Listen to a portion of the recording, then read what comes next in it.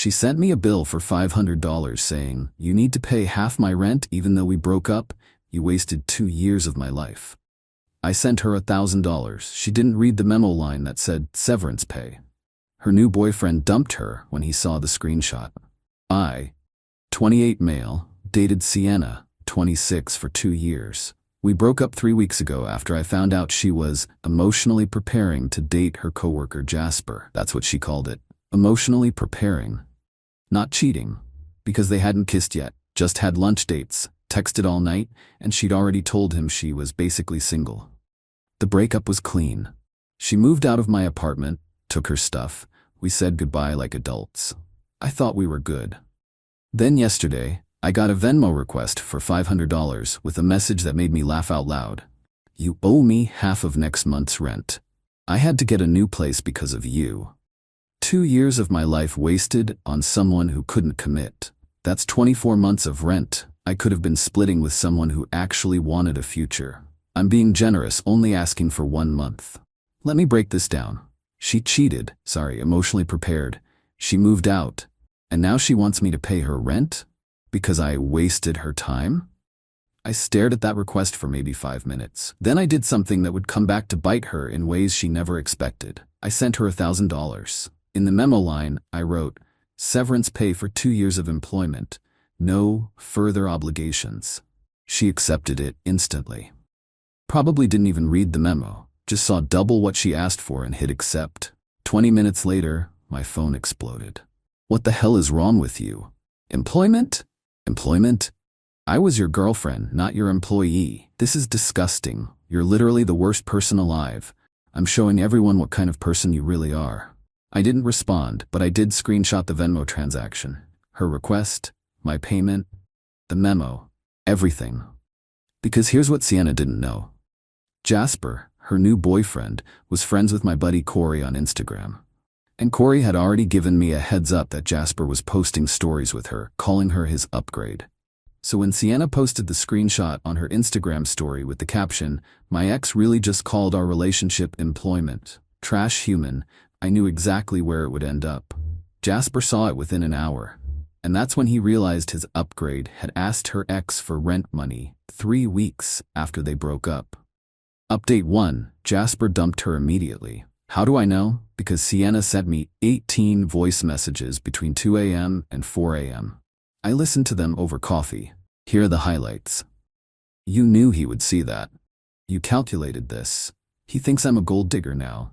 I had to explain why I was asking my ex for money. He said any woman who bills her ex for wasted time is a walking red flag. This is your fault. You ruined my relationship. I was happy." Then came the kicker in message 15. "You owe me emotional damages now too. I'm serious. That's $2,000 for therapy I'll need because of what you did." She actually sent another Venmo request. $2,000. Message. "Therapy costs for emotional trauma you caused." I declined it with a message. "Per our severance agreement, no further obligations." She lost it. Called me 31 times in a row. I didn't answer once. But then she did something that made this whole situation go nuclear. She went to my mother. My mom called me laughing. "Jake, honey, why is Sienna at my door crying about severance pay?" "She's where?" "On my porch. She drove 2 hours to tell me you're emotionally abusive and treating your relationship like a business transaction." "Mom, she literally sent me a bill for dating her." "I know, sweetie. She showed me. She seems to think I'll take her side because of woman solidarity or something." My mom, bless her, told Sienna that if she wanted to bill people for relationships, she should have gotten a contract up front. Then she asked her to leave before she called the police. But Sienna wasn't done, not even close. Update 2. Sienna started a spreadsheet. A spreadsheet. She emailed it to me with the subject line, "Full invoice for relationship expenses you owe." This woman had itemized everything. Emotional labor, 730 days, 50 day equals $36,500. Cooking services, 200 meals, 25 meal, $5,000. Cleaning services, 104 weeks and hundreds a week equals $10,400. Intimacy provision, I'm not even going to repeat what she wrote here. Career support, 20 hours of 150 hours equals $3,000. Social event attendance, 45 events x $200 equals 9,000. Total 78,400. She was dead serious. The email ended with, I accept payment plans. $3,000 a month for 26 months would be acceptable. I forwarded it to my lawyer friend Dennis. He couldn't stop laughing. Please tell me she signed this. Please tell me this counts as documentation of extortion. But wait, it gets better. She CC'd her new roommate Thalia on the email. Why? Because apparently Thalia was a life coach who encouraged this. Thalia had told her to know her worth and demand compensation for unrecognized labor. Thalia even added a comment to the email. This is more than fair, considering the market rate for these services. I replied all. I already paid severance, per California law. Intimate relationships do not constitute employment.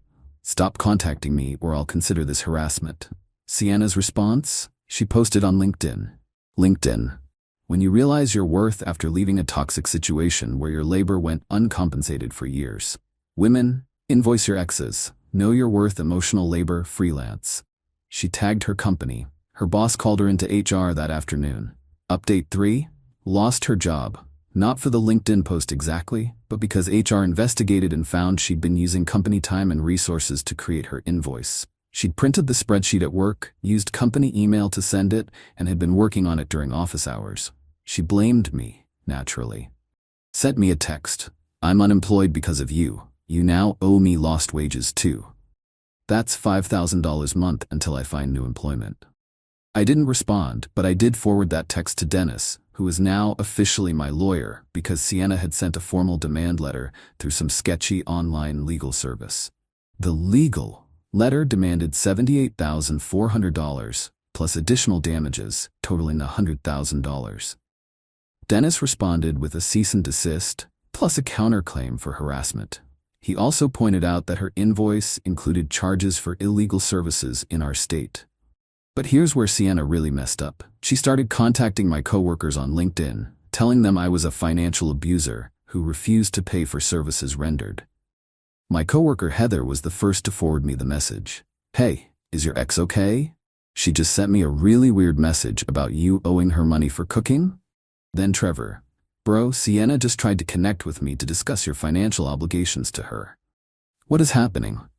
Then my boss, Jake, we need to discuss this woman contacting our employees about your personal matters. I had to show my boss everything. The original rent request, the spreadsheet, the legal threats. He was stunned. She invoiced you for dating her? Yes. And she's now harassing our staff? Apparently. We're blocking her from all company channels. If she shows up here, we're calling security. Guess what? She showed up. Security had to escort her out after she tried to leave printed invoices at reception for me. She made a scene, screaming about how I was hiding behind corporate power structures and perpetuating financial abuse. Someone filmed it.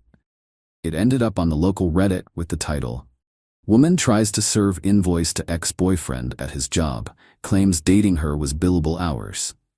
The comments were brutal. Imagine billing someone for a relationship you chose to be in. She really said, I'm not a gold digger, I'm a service provider. This is why we need relationship prenups. $50 a day for emotional labor? In this economy? Update 4, Sienna's family got involved. Her dad called me. Richard was always a reasonable guy, so I answered. Jake, what the hell is happening? Sienna says you owe her $100,000. Richard, she sent me a bill for dating her. I paid her off as a joke. She escalated it to this. She showed me a spreadsheet. Did she show you the part where she charged me for intimacy? Long pause. She, what?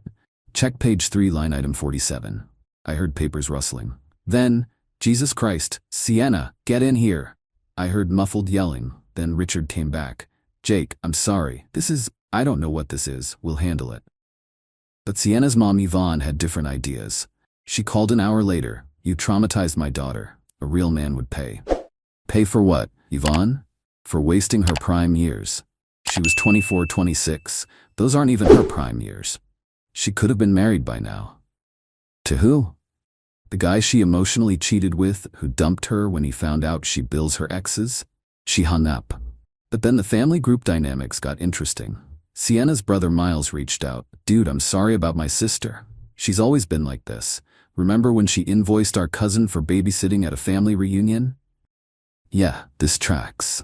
She invoiced family? She invoiced our grandmother for elderly care after driving her to one doctor's appointment. Wow. Yeah, BW, she's now telling everyone you're abusive. Might want to watch out. He was right. Sienna had started a full campaign. She created a TikTok about financial abuse in relationships where she claimed I had extracted free labor from her for 2 years and then humiliated her when she asked for compensation. It got 50K views before TikTok took it down for harassment and bullying after I reported it with evidence. She made another one. That got removed too. She made a third from a different account. Also removed. Each time she got more unhinged, claiming there was a conspiracy to silence victims of financial abuse. Then Jasper, her ex-new boyfriend, did something unexpected. He commented publicly on one of her posts. You literally asked me to pay for your groceries on our first date because your ex owed you back pay. Red Flag Museum. The comment went viral before she could delete it. Final update. It's been a month since this started. Here's where everyone ended up.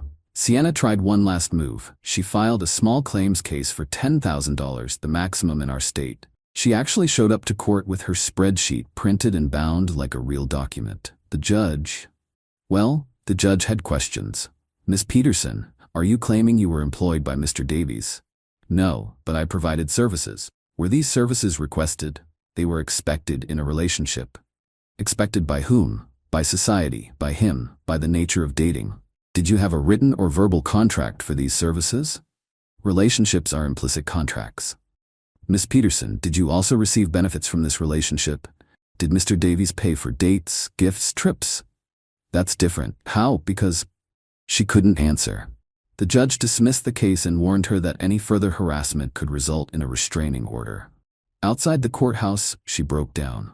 Not sad tears, angry tears. She screamed that the system was rigged against women and that I had stolen years of her life. Her mom was there and tried to comfort her. Sweetie, maybe we should go home. I'm not giving up. He owes me. That's when her dad stepped in. Sienna, enough. You're embarrassing yourself and our family. This man owes you nothing.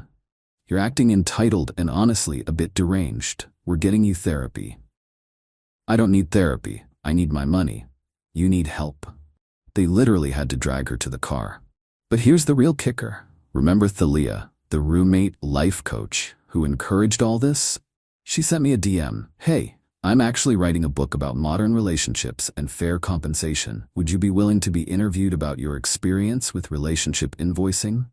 I can pay you $500 for your time. I replied, so you want to pay me to talk about my ex trying to charge me for dating her after you encouraged her to do it? It would be great content. No. I'll go up to $750. Still no. This is a once-in-a-lifetime opportunity to share your side. I blocked her. Last I heard through the grapevine, Sienna is living with her parents. Still unemployed. Turns out going viral for invoicing your ex doesn't help job prospects. Started a blog called Women's Worth Workshop about getting compensated for emotional labor. Has 12 subscribers, mostly her family. Is dating someone new who she met at therapy. Her therapist is concerned. Already asked him to Venmo her for consultation services after giving him career advice. The new guy's friend warned him he's still dating her, but refuses to share any financial information with her. Smart man. As for me, still have my job. Boss actually gave me a raise for handling a difficult situation professionally. Dating someone new. Luna from my book club, who laughed for 10 minutes when I told her this story. Kept all the documentation in case she tries anything again. That $1,000 severance payment? Worth every penny for the entertainment value. The best part? Last week, Sienna's grandmother called me. This 82-year-old woman said, Jake, dear, I heard what my granddaughter did. I'm mortified. Did she really try to charge you for cooking? Because I've eaten her cooking. And honey, she should be paying you damages. Even her grandma knows she's entitled. To anyone in a similar situation, when someone shows you who they are, believe them. And when they send you an invoice for dating them, pay it off as severance and watch them reveal their true nature to everyone. Oh, and Sienna, if you're reading this, Miles said you've been stalking my Reddit. That spreadsheet you made? Your formulas were wrong. You calculated 730 days of emotional labor, but we only dated for 709 days. Even your invoicing is incompetent. Also, intimacy provision isn't a thing. That's just called dating.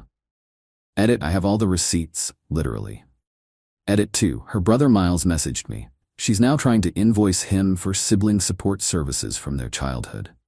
The family is considering an intervention. Edit 3. Jasper reached out to apologize for his part in the drama. We actually grabbed a beer. He's a decent guy who dodged a bullet. He said the first red flag should have been when she Venmo'd him requests during their dates for half the emotional energy she was expending. Edit 4. The life coach, Thalia? She got evicted because she tried to pay rent with exposure from her upcoming book. Sienna is now looking for a new roommate. She's requesting first month, last month, security deposit, and a emotional labor fund up front. The listing has been up for 3 weeks with 0 inquiries.